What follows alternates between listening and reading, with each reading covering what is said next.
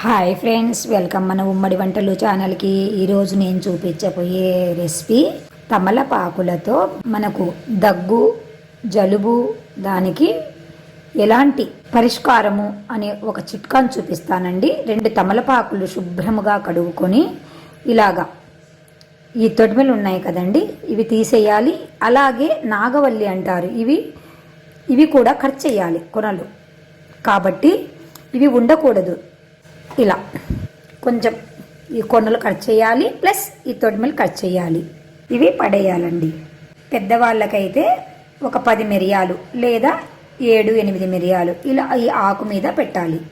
మనము ఈ వేళ్ళతో పట్టుకుంటే ఎంత సాల్ట్ వస్తుందో అంత సాల్ట్ వేసుకోవాలి, లేదా ఇంకొంచెం జస్ట్ అంతే అలాగ వేసుకోవాలి. కొద్దిగా హనీ వేసుకోవాలి, అంటే 1 స్పూను. వీటిని బీడాలాగా చుట్టుకొని మనము నోట్లో పెట్టుకొని నమిలేయాలి.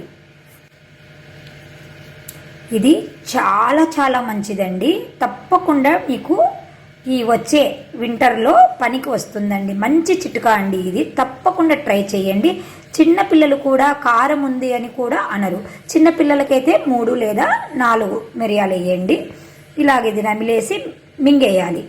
వింటర్లో గొంతంతా పట్టేసినట్లు ఉండడము, జలుబు, దగ్గు, కఫం పేరుకోవడము, చాలా ఇబ్బందులు పడుతుంటారు. అన్ని మెడిసిన్లు వాడి విసుగు చెంది చాలా చాలా చాలా చాలా బేజారు అనిపించి మనము విసుక్కుంటూ ఉంటాము. ఎందుకు వచ్చిందబ్బా ఈ చలికాలము, చాలా అనారోగ్యాల పాలవుతున్నామని చాలా చాలా బాధపడతామండి.